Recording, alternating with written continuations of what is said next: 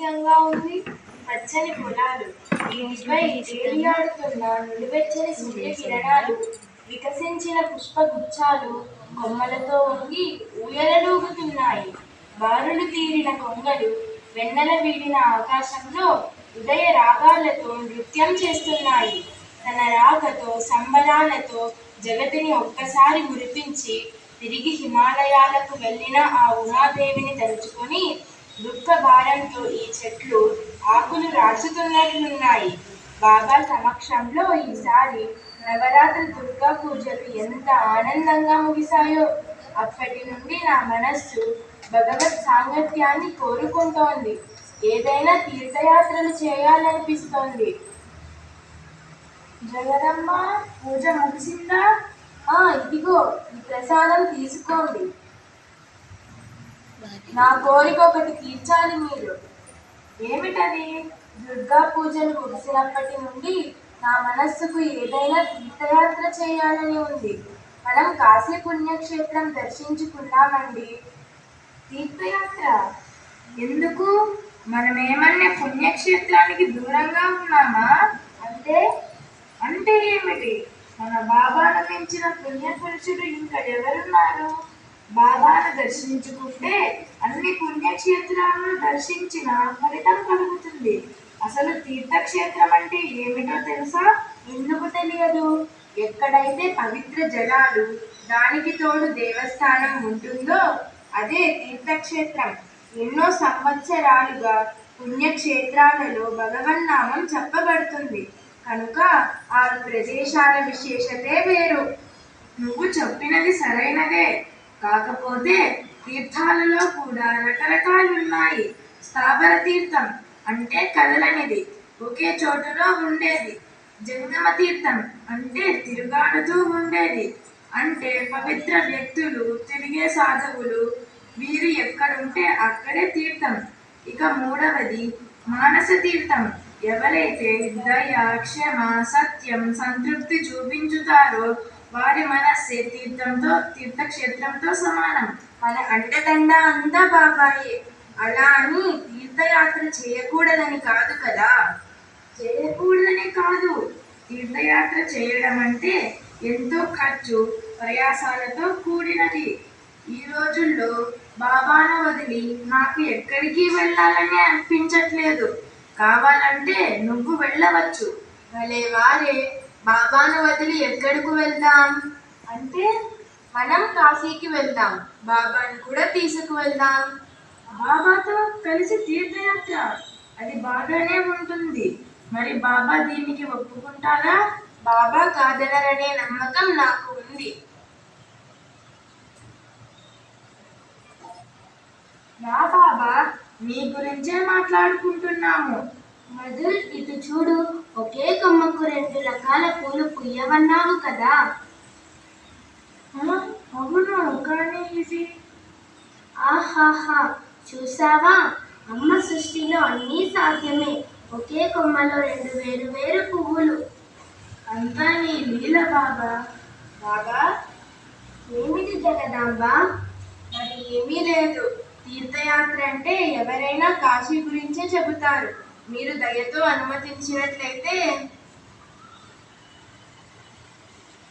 బేష్, దానికేముంది? కాశీని మించిన శివక్షేత్రం ఉందా?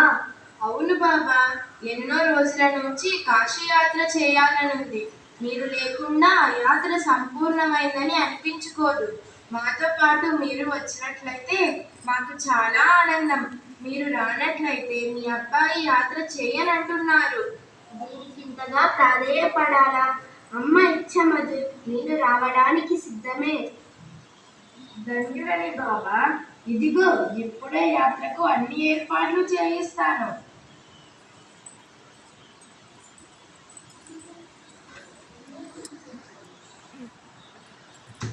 నమస్కారం. యాత్ర కోసం రైలు కంపెనీ వారితో మాట్లాడాను. మొత్తం 3 బోగీలు కుదుర్చుకోవడమైనది. 1 2వ తరగతిది, 2 3వ తరగతివి. మంచిది. 2వ తరగతి పెట్టెలో బాబా, వారి మేనల్లుడు హృదయ్, మేము, కోడలు, మిగిలిన ఆడవారికి ఏర్పాట్లు చేయండి. ఇక 3వ తరగతి 2 బోగీలలో పూజారులు, వంటవాళ్ళు, గాయకులు, పనివాళ్ళు ప్రయాణం చేస్తారు. వారందరినీ ప్రయాణానికి సిద్ధం కమ్మని చెప్పండి. ఏ లోటు లేకుండా సరంజామా అంతా సర్దించండి. మొత్తం ఎంతమంది ప్రయాణిస్తున్నారు?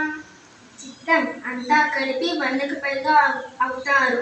ఇక భోగిలోకి పల్లకి పరుపులు పెట్టిస్తున్నాను. వంటకి సరిపడా పాత్రలు అన్నీ సిద్ధంగా ఉన్నాయి. పప్పు, ఉప్పు, దినుసులతో సహా సర్దించాను. అన్ని దగ్గరుండి జాగ్రత్తగా బండిలోకి ఎక్కించండి. చిత్తమమ్మా. ప్రయాణంలో వంట, స్నానాదులు, భోజనాలు వగైరా ముగించుకోవడానికి ఎంత సమయాన్ని కేటాయించాలో, ఎక్కడెక్కడ భోగిలను ఆపాలో ఆలోచించి రాసి పెట్టండి. రైలు కంపెనీ వారితో మాట్లాడాను.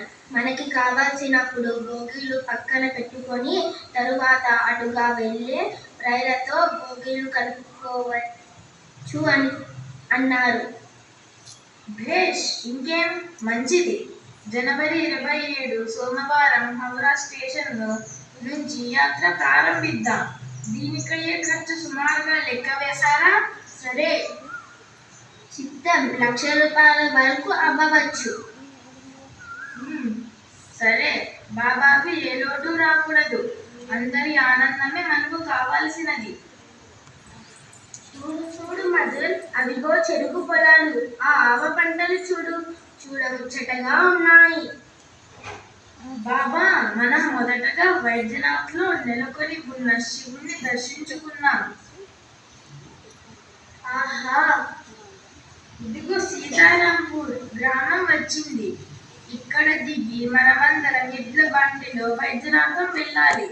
బాబా, మీకోసం గుర్రపు బండి ఏర్పాటు చేశాను. బాబా, ఆగండి. మీరు బండి దిగి ఎక్కడికి వెళ్తున్నారు? ఇది మనం వెళ్ళవలసిన వైద్యనాథం కాదు. మనం ఇంకా 4 మైళ్ళు ప్రయాణం చేయాలి. ఇది చిరులియా గ్రామం. ఇటు చూడు మధుర్, వీరందరూ ఎందుకు ఇలా ఉన్నారు?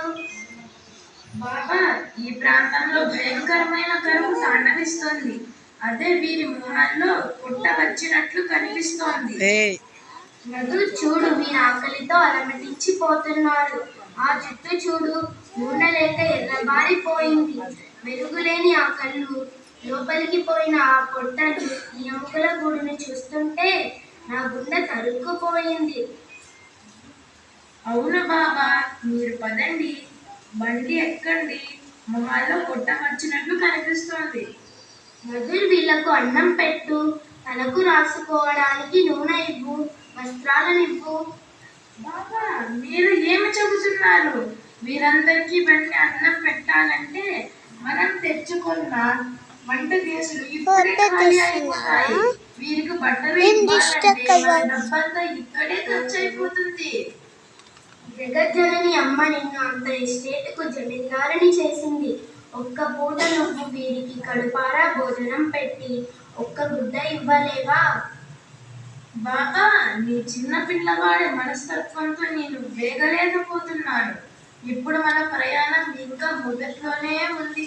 కాశీకి చేరుకోవాలి, అక్కడ ఉండాలి, తిరిగి ప్రయాణం చేసి కలకత్తా చేరే వరకు ఎంత ఖర్చు ఉంది? ఉన్నదంతా ఇక్కడే ఖర్చు పెడితే ఇక మనం తీర్థయాత్ర ఎలా జరుగుతుంది? నాకు నువ్వు వద్దు, నీ కాశీ తీర్థయాత్ర వద్దు. నేను వీరితోనే ఉంటాను. వీరికి ఎవ్వరూ లేరు. వీరి కష్టాలు చూసి వీరిని వదిలి నేను తీర్థయాత్ర చెయ్యలేను. బాబా, ఇటు రండి. భగవంతుడా, ఇదే నీ కోరిక? బాబా ఇక మన మాట వినరు. బాబా చెప్పినట్లు వీరికి సేవ చేయాల్సిందే. కొత్వాల్ గారు, వీరికి స్నానానికి ఏర్పాట్లు చేయండి. కలకత్తాకు తంతి పంపి బట్టలు బేళ్లు తెప్పించండి. జగదంబ, వీరికి భోజనం ఏర్పాట్లు చూడు. రండి, మీ కోరిక మేరకు వీరికి ఏర్పాటు చేస్తున్నాను. మధుర్, వీరందరిలోనూ నేను శివుణ్ణి చూస్తున్నాను. నీకు శుభం కలుగుతుంది. పదండి బాబా, మీ సంతృప్తే నాకు కావాల్సింది. జై శ్రీరామ్.